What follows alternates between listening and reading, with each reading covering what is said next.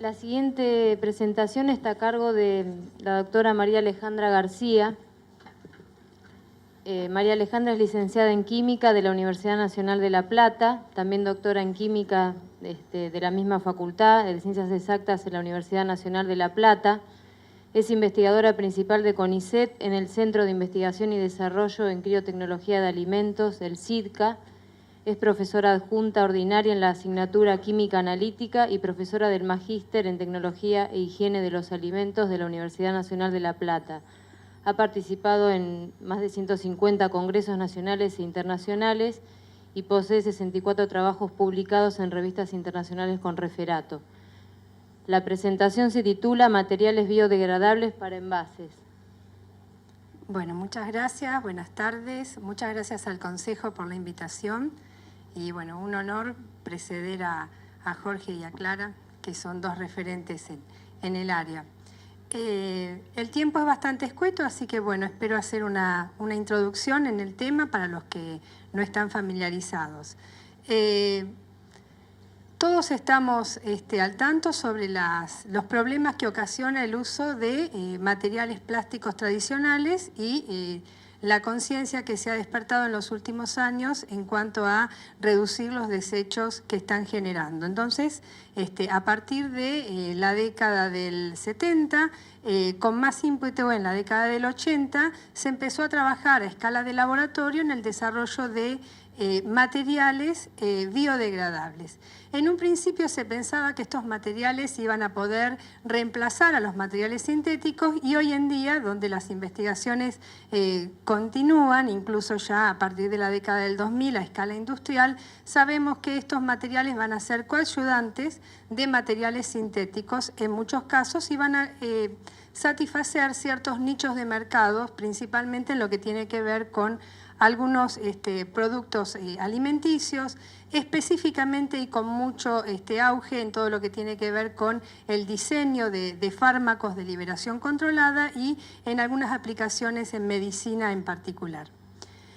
Bueno, la producción fue creciendo y esa producción fue creciendo gracias a que fue posible una reducción de los costos de los insumos necesarios para obtener esos materiales biodegradables y bueno, en este gráfico estamos marcando cómo disminuyó el precio básicamente de dos insumos, de dos de los materiales que más se utilizan, que son de ácido poliláctico y polihidroxialcanoatos a través de los años y su relación con el consumo de PET. Además, lógicamente, esa evolución en el tiempo se vio reforzada por el aumento en la capacidad de producción de bioplásticos y en la adaptación de muchos de estos materiales, no de todos, a los procesos que habitualmente se utilizan para materiales sintéticos. Esta es la perspectiva para el año que estamos cursando. Dentro de esta capacidad global de producción se están incluyendo materiales biodegradables clásicos, materiales que se utilizan y se desarrollan a partir de fuentes renovables y materiales que incluyen lo que tiene que ver con, por ejemplo, los polietilenos verdes o los bioplásticos, es decir, que se desarrollan, se obtienen no de fuentes petroquímicas. Bien, hacia el año 2019 esa capacidad de producción vemos cómo se espera que se incremente y en este gráfico se están mostrando cuáles son los principales nichos de mercados para estos polímeros biodegradables, principalmente en la producción de envases rígidos, flexibles, muchas partes de automóviles desarrollados que bueno, hoy en día encontramos en muchos de los autos que conducimos y fíjense, bueno, en el caso de lo que tiene que ver con alimentos y con la plasticultura, que es el plástico aplicado a agricultura, ¿sí? Cuál es la esperanza de producción al cabo del año 2019. Como les mencionaba, bueno, básicamente hay tres grandes actores o tres grandes productos que van a copar el mercado y son los derivados del ácido poliláctico, del almidón que es la fuente renovable más fácilmente transformable por productos, por lo que tiene que ver con procesos adaptables a los sintéticos, y los bioplásticos a partir de fuentes renovables. Bien, en ese mercado de polímeros biodegradables, hacia el año 2010, básicamente Europa producía cerca del 60% de los plásticos que estaban en el mercado, y se espera que hacia el año 2020 Sudamérica lidere esa producción, justamente porque hace alrededor de 4 años que en Brasil entró en vigencia una planta, que es la planta de Braskem, que está obteniendo polietileno verde, ¿sí? Polietileno a partir de bioetanol. A partir de esas plantas de transformación, su capacidad, la capacidad de esta planta va a llegar al máximo a partir del año 2020, y por eso se hace esa proyección. Bien, nosotros en lo que tiene que ver con el grupo de trabajo, nos iniciamos en este tema hacia el año 93 y continuamos a la fecha trabajando en un primer momento desarrollando las matrices de estos materiales biodegradables, materiales y recubrimientos biodegradables, estudiando la función que tienen cada uno de los componentes de esas matrices, desarrollando matrices compuestas, estudiando también las mezclas con otros hidrocoloides, y en los últimos años, bueno, las investigaciones, no solamente de nuestro grupo, en general están enfocadas a todo lo que tiene que ver con modificaciones químicas, físicas, enzimáticas, en algunos de los casos, de las matrices, y en la producción de micro y nanocompuestos. Bien, a través de esta proyección, eso nos ha permitido desarrollar y adaptar metodologías específicas. Muchas de las metodologías que se aplican para sintéticos tuvieron que ser adaptadas, si no eran del todo aplicables al caso de biodegradables, y en el caso de productos recubiertos, obviamente con la salvedad de que los materiales que se utilizan en la formulación de estos desarrollos tienen que ser GRAS, es decir, generalmente reconocidos como seguros, tienen que ser comestibles, porque si estoy desarrollando un recubrimiento, estoy pensando que voy a consumir el producto recubierto como tal, y entonces en el caso de recubrimientos tuvimos que estudiar también la vida útil de esos productos recubiertos. Bien, en cuanto a la composición de los materiales biodegradables, la formulación es una formulación muy versátil. La formulación consta de un componente principal para obtener una matriz polimérica, que puede ser un único componente o puede ser una mezcla de componentes, y ciertos aditivos específicos que le van a dar funcionalidad. Dentro de esos aditivos específicos, generalmente, como nosotros estamos trabajando con materiales generalmente hidrofílicos, muchas veces tenemos que agregar lípidos que nos van a permitir disminuir la permeabilidad al vapor de agua del material. Seguramente vamos a tener que adaptar las propiedades mecánicas del material, y para eso es necesario el agregado de un agente plastificante y otros aditivos específicos que nos van a permitir obtener un sistema o una película del tipo activa, es decir, que además de envasar el alimento, bueno, va a tener cierta interacción con el alimento. Para eso pensamos en la incorporación de determinados tipos de antioxidantes o de antimicrobianos con la capacidad de la liberación controlada desde la matriz del envase. Cuando uno diseña un envase para este tipo de productos, un envase o un recubrimiento, ¿sí?, lo que tiene que conocer es el modo primario de deterioro de ese producto. Entonces, si este producto se deteriora, si es un producto del tipo, por ejemplo, frutihortícola, y entonces a través del intercambio, ¿sí?, de gases, de transferencia de gases a través del envase, es decir, la fruta está respirando, lo que voy a hacer con este film activo es tratar de controlar ese intercambio de gases, es decir, voy a aplicar una película que tenga una permeabilidad En principio, que controle la entrada de oxígeno y permita controlar la liberación de dióxido, es decir, que el mismo envase me genere una atmósfera modificada. Si el producto se deteriora a través de la deshidratación o, por ejemplo, a través de la incorporación de agua, bueno, obviamente esa barrera que voy a colocar va a tener que tener una capacidad de controlar esa transferencia de vapor de agua, es decir, una permeabilidad al vapor de agua controlada. En la mayoría de las aplicaciones que hoy en día hay, como son a bases de materiales hidrofílicos, bueno, esa es una de los temas en los que más se está tratando de trabajar para bajar esa permeabilidad, porque bueno, es una de las deficiencias que tiene frente a los sintéticos. Y en otros de los productos, por ejemplo, podemos tener que el modo primario de deterioro sea el desarrollo microbiano o la rancidez oxidativa de alguno de los componentes, de sus componentes lipídicos. Entonces, incorporando en la formulación del recubrimiento, que ya actúa como barrera a los gases y al vapor de agua, se agrega un aditivo específico que se va a localizar en la superficie del producto, y como se va a localizar en la superficie del producto y se va a liberar en forma controlada y en forma muy lenta hacia el interior del producto, puedo poner mucha menos cantidad de la que necesito. Si lo estaría haciendo por inmersión, bueno, voy a poder controlar, por ejemplo, desarrollo microbiano y estabilidad oxidativa de lípidos. Entonces, ¿cuáles son las estrategias a partir del desarrollo de materiales biodegradables y de recubrimientos en cuanto a alimentos? Bueno, desarrollar esos dos grandes nichos, ¿sí? Siempre pensando en que una misma formulación, en algunos de los casos, me puede dar un material biodegradable autoportante, una película, o me puede dar un recubrimiento que se soporte sobre la superficie del alimento. Puedo desarrollar, como vamos a ver hacia el final de la presentación, algunos envases activos o inteligentes, ¿sí? No solamente que controlen las propiedades que estuvimos viendo, sino bueno, que otorguen un plus de calidad, y puedo desarrollar estos recubrimientos que generen esta barrera diferencial específicamente para productos mínimamente procesados.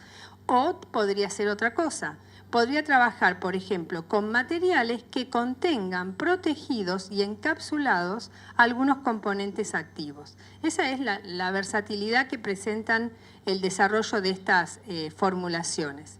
Cuando uno piensa en este desarrollo de la formulación, además de tener en cuenta a qué alimento lo va a aplicar y cuál es el modo primario de desarrollo, tiene en cuenta también algunas características de ese material. Por ejemplo, sus propiedades ópticas, la solubilidad, es decir, controlando la formulación, yo puedo desarrollar una bolsita hervidora que resista, ¿sí?, por ejemplo, el proceso del hervido del producto, o puedo desarrollar una bolsita que en contacto con por ejemplo, con un líquido se disuelva completamente.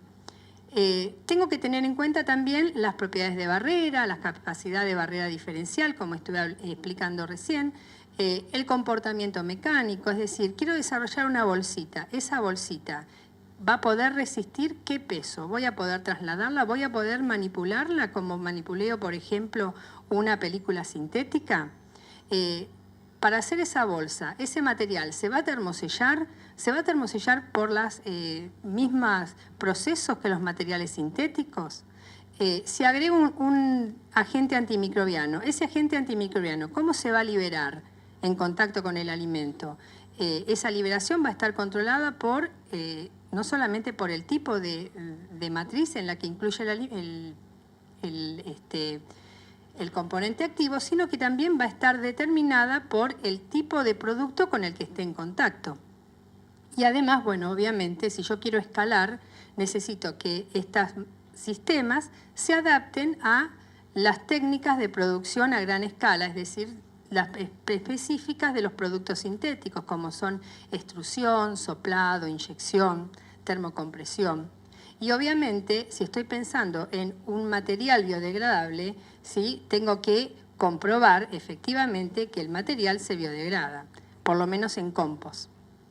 Bien, en cuanto a las propiedades ópticas, nos interesa conocer esas propiedades ópticas porque en función de la formulación puedo tener desde productos que son más amarillentos, por ejemplo, si están formulados en base a quitosano, El quitosano es un polisacárido derivado de quitina, ¿sí? Que es el componente principal de los exoesqueletos de crustáceos y de algunos insectos, y también presente en algunos hongos. De gelatina, en este caso, de almidón, de kefirán, que es un exopolisacárido que producen algunas bacterias del kefir específicamente. Y fíjense que obviamente si yo quiero envasar un producto, me va a interesar ver qué es lo que estoy envasando. Entonces las propiedades ópticas están relacionadas con eso. Están relacionadas con que si esta formulación desarrollada en base a, por ejemplo, almidón, está aplicada sobre las frutillas, me va a interesar que el consumidor no detecte el recubrimiento, pero me va a interesar, por supuesto, verificar que ese recubrimiento esté presente. Entonces, si yo, por ejemplo, este recubrimiento comestible en base a almidón, esa frutilla la tiño con yodo y hago un corte histológico y miro en un microscopio, bueno, verifico que realmente el recubrimiento está presente, la barrera es íntegra, es continua y que tiene un espesor bastante pequeño. Bien, y en cuanto a propiedades ópticas, también me va a interesar saber si este envase por sí solo constituye una barrera o no al UV. Porque, por ejemplo, si yo tengo que envasar un producto que lo voy a sanitizar exponiéndolo a la luz UV, si el envase mismo es barrera al UV, no me va a permitir eso. Pero, por ejemplo, me va a interesar proteger a un producto expuesto a la luz solar, ¿sí? Entonces, bueno, estos son gráficos, son espectros de absorbancia en función de la longitud de onda, donde estos son películas de almidón con distintos agregados de distintos conservantes, sorbato de potasio, ácido cítrico, y fíjense cómo en el caso de las activas, la barrera al UV se incrementó. Bien, en el caso del agregado de un componente activo, por ejemplo, de un antimicrobiano, en este caso el sorbato de potasio, generalmente lo que uno hace primero es estudiar lo que se denomina in vitro, ¿sí? Mediante un test que se llama test de contacto de difusión en agar, ¿sí? La susceptibilidad de los distintos microorganismos, bueno, la capacidad de inhibir o no distintos microorganismos, por ejemplo, bueno, se observa claramente, en este caso el halo de inhibición. Estas películas de almidón que tenían sorbato también inhibieron el desarrollo de Staphylococcus aureus y de Salmonella, que son patógenos presentes en alimentos. Y fíjense cómo en el caso de frutillas, estas frutillas no tienen recubrimiento, estas tienen recubrimiento. Cuando hicimos los recuentos, fíjense cómo en el caso de las que tienen el recubrimiento activo, es decir, con sorbato de potasio, la vida útil fue superior a los 25 días, ¿sí? Se toma como un límite de seguridad 10 a la sexta para unidades formadoras de colonia, que es un criterio de seguridad habitualmente utilizado. Bien, industrialmente los recubrimientos, aunque ustedes no se den cuenta, cuando van al supermercado, a la verdulería, la mayoría de los cítricos tienen recubrimientos en bases aceras, las manzanas también, y la forma de aplicarlo es simplemente por spray o a través de un sistema de rodillos, ¿sí? Y bueno, quise poner este folleto de un recubrimiento que tiene, bueno, una barrera, permite lograr una barrera diferencial.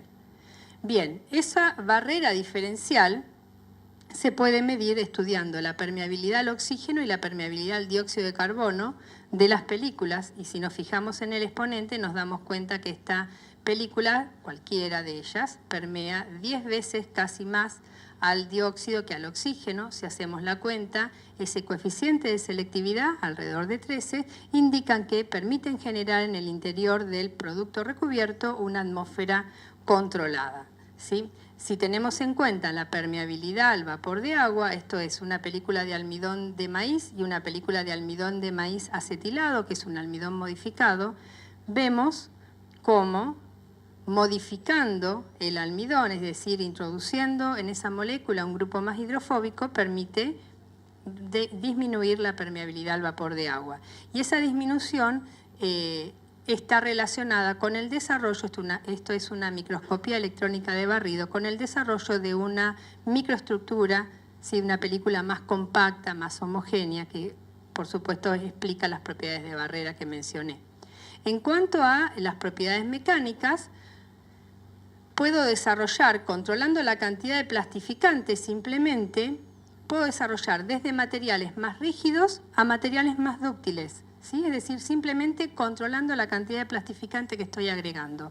Y estas películas son capaces de termosellable. En general, todas las películas que contienen almidón se pueden termosellar.